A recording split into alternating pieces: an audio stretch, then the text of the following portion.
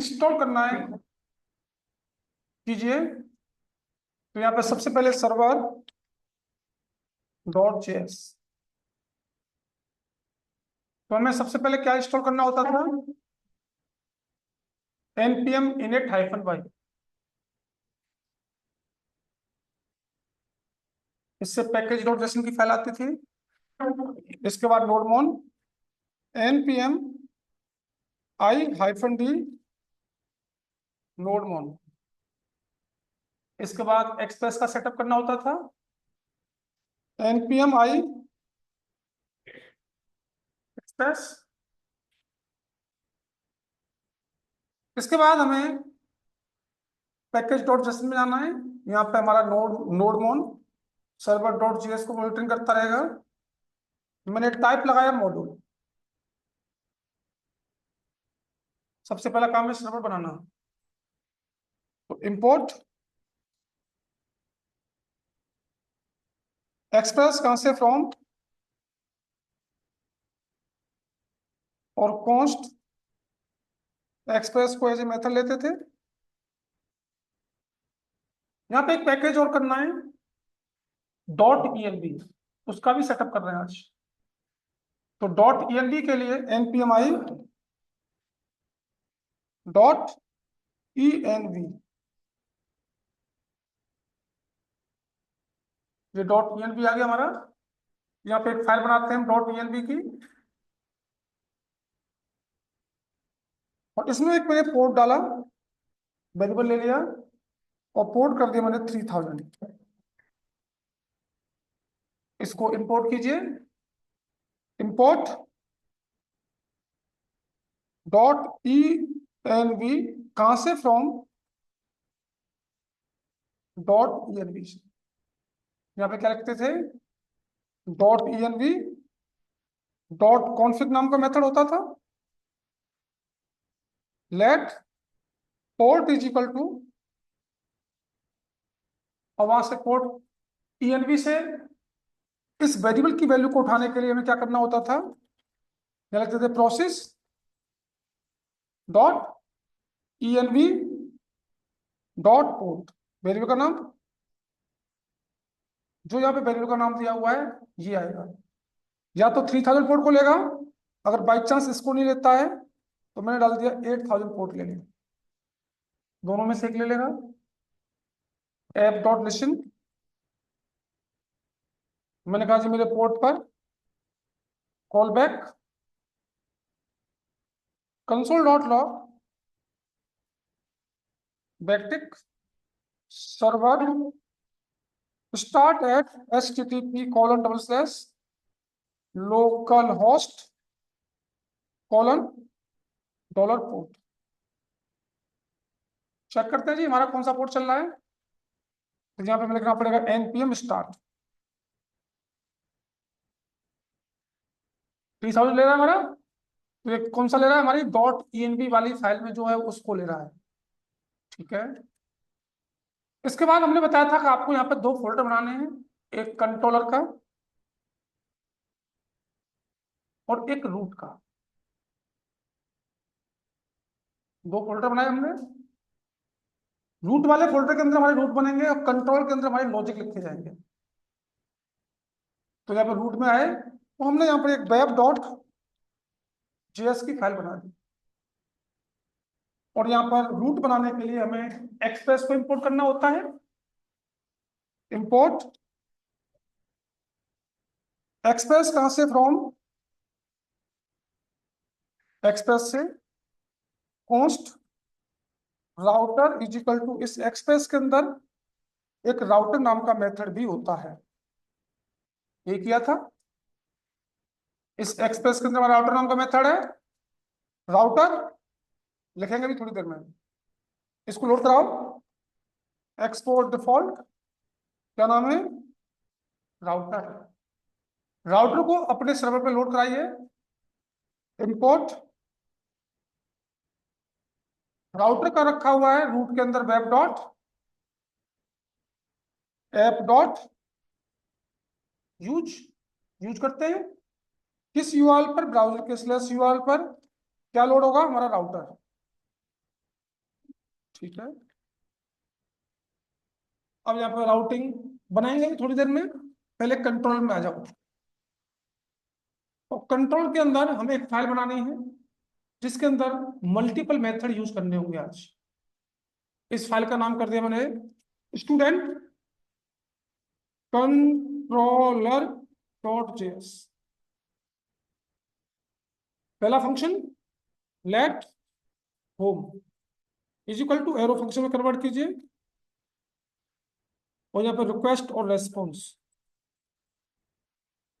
res dot send, एक message send करना है, यह लिखा हमने होम कॉल्ड।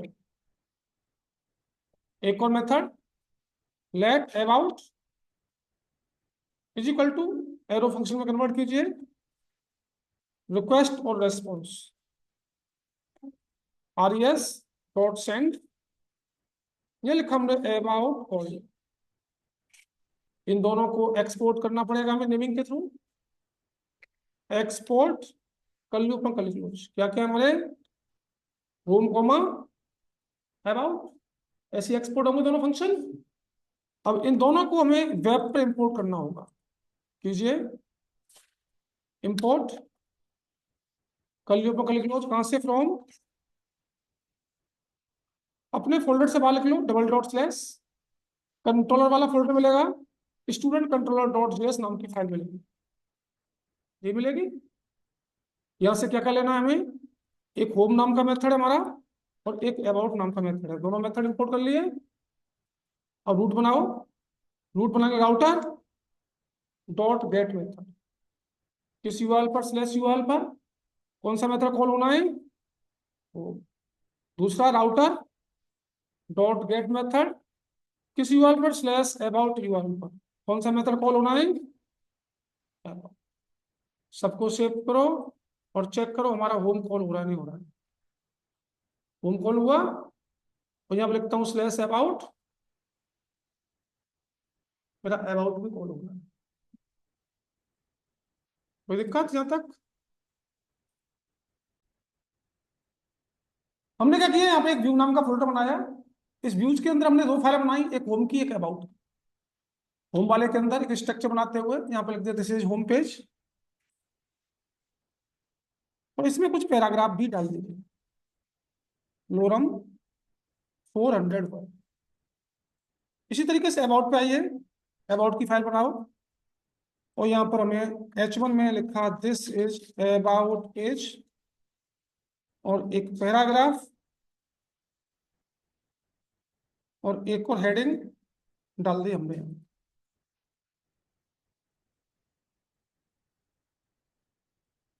ठीक है जी।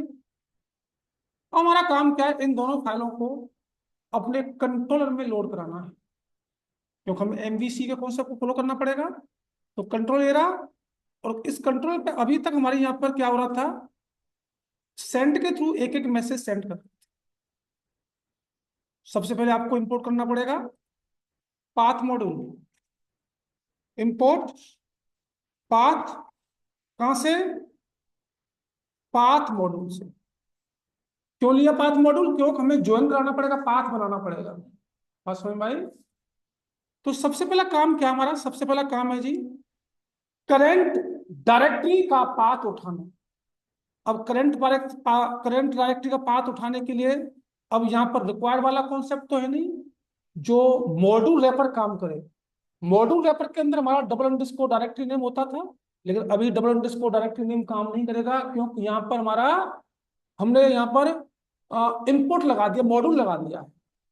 तो एक मेथड होता है जिसका नाम है कंसोल डॉट लॉग, मैंने बताया था शायद पहले, याद होगा, process dot C W D.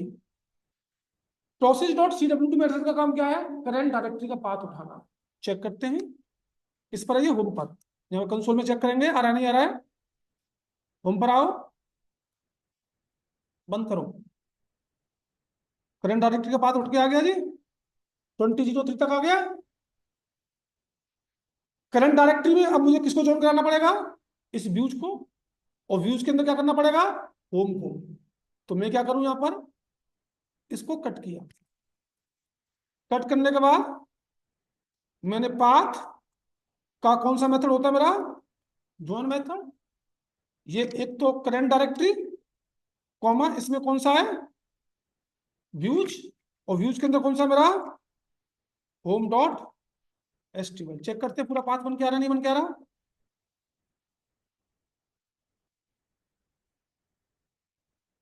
Check कीजिए जी, पूरा पाथ बन के आ रही है। पूरा पाथ बन के आ चुका है यहाँ पर। होम डॉट एचटीएमएल तक का पाथ बन के आ गया, और यहीं से हमें फाइल रीड करनी है। अब देखो जी, ये एक्सप्रेस है। एक्सप्रेस के अंदर हमें यहाँ पर फाइल सिस्टम यूज नहीं करना है। हमारे एक्सप्रेस के अंदर एक मेथड होता है सेंड फाइल का। तो हम क्या करेंगे, इसको कमेंट कीजिए और ये लिखेंगे res dot send file. Send file नहीं आ रहा method, res dot send file. कहां से फाइल सेंड करनी है? यहां से करनी है। ये आएगा कॉपी, पेस्ट किया, इसको सेव किया, कोई रन नहीं होना चाहिए, और इसको लोड कराया, होम रीड होकर आ गया जी। तो सेंड फाइल हमारा किसका मेथड है? एक्सप्रेस का। इसी तरीके से मैं यहाँ पे भी क्या कर सकता हूं, यहाँ पे भी res डॉट सेंड फाइल, और सेंड फाइल में करंट डायरेक्टरी, और कौन सी फाइल होगी मेरी? About dot HTML. चेक कर लो जी, दोनों फाइलें रीड होकर आ रही होंगी। ये होम हो गया, यहाँ पे स्लैश अबाउट, पूरा डाटा आ रहा है उठ के। तो अगर आपका व्यू के अंदर कोई भी एचटीएमएल की फाइल है, आपको process dot C W D method हमारा, इसका काम क्या होता है, जब इंपोर्ट यूज कर रहे हैं तो यहाँ पर डबल अंडरस्कोर डायरेक्टरी नेम काम नहीं करेगा। उस कंडीशन में आपको process dot C W D को यूज करना होगा। तो अगर आपने यहाँ पर रिक्वायर्ड का यूज किया होता, आप फिर यहाँ पर इस वाले मेथड को यूज न करके आप कौन सा मेथड यूज करते? Double underscore directory name. उससे करंट डायरेक्टरी का पाथ उठ के आ जाता, ज्वाइन कराए थे पहले तो बात की थी।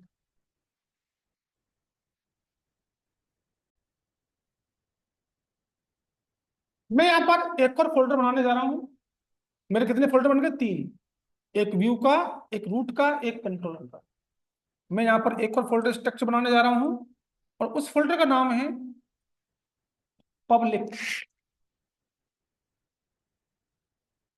इस पब्लिक फोल्डर के अंदर मैंने क्या किया, एक फोल्डर बनाया इमेजेस का, एक फोल्डर बनाया मैंने सीएसएस का। 2 फोल्डर बन सकते हैं मेरे? नहीं बनेंगे? अब मैंने यहाँ पर इमेज डाली, मैंने कुछ इमेज कॉपी की, और इमेज कॉपी करने के बाद मैंने अपने इमेज वाले फोल्डर में पेस्ट कर,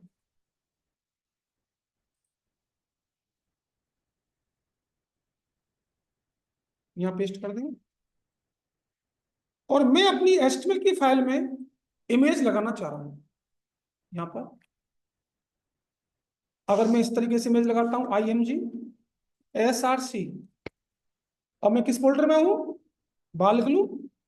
वहां पर एक पब्लिक नाम का फोल्डर, उसके अंदर इमेज नाम का फोल्डर, A1.jpg। बिल्कुल नहीं लगेगी, चेक कर लो।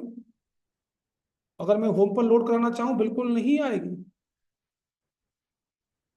अगर आपने रिएक्ट जेएस को किया है, आपको पता होगा वहां पे भी एक पब्लिक नाम का फोल्डर होता है, और जो जो कंपोनेंट बनते हैं हर कंपोनेंट को उस पब्लिक का पाथ पता रहता है।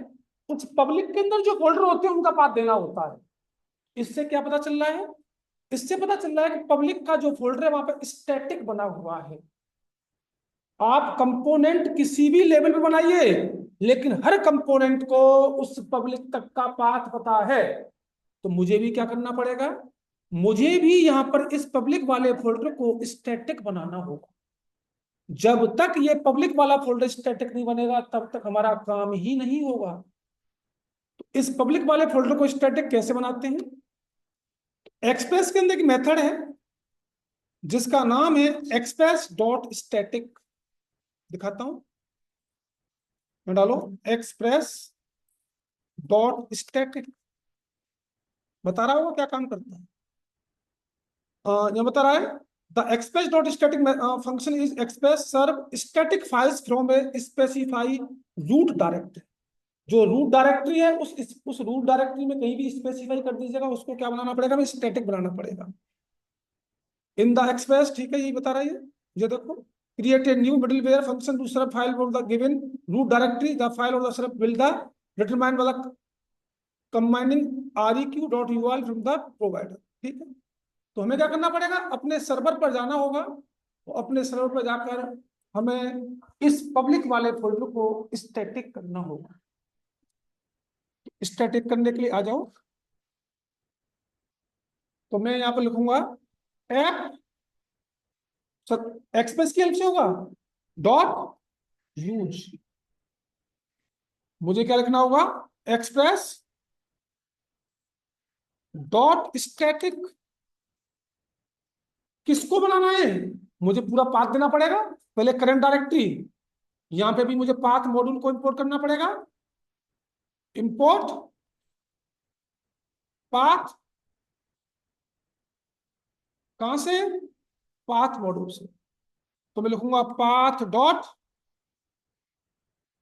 Join current directory, current directory कैसे उठेगी, प्रोसेस डॉट cwd, और इसके साथ मुझे किसको स्टैटिक बनाना है, पब्लिक को। बन गया जी स्टैटिक, सेव किया।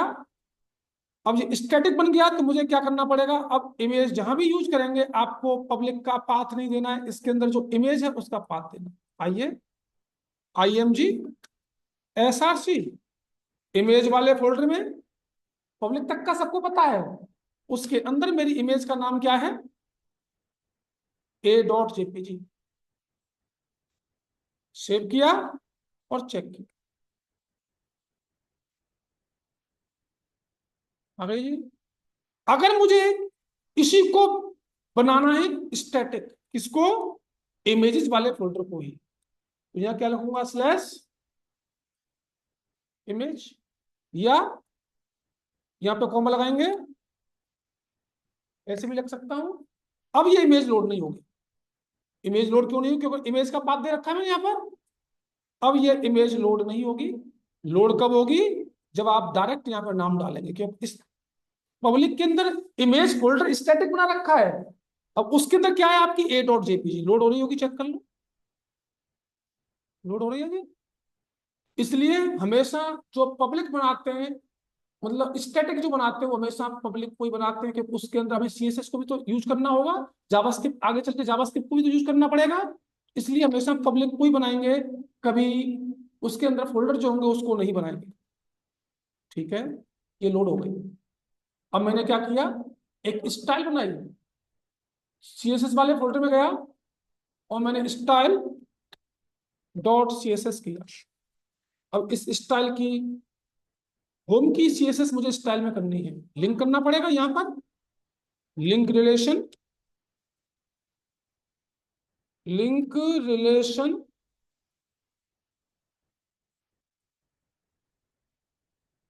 स्टाइल सीट, और href में जाकर, अब पब्लिक का पाथ नहीं देना, सीएसएस वाले फोल्डर में फाइल का नाम क्या है,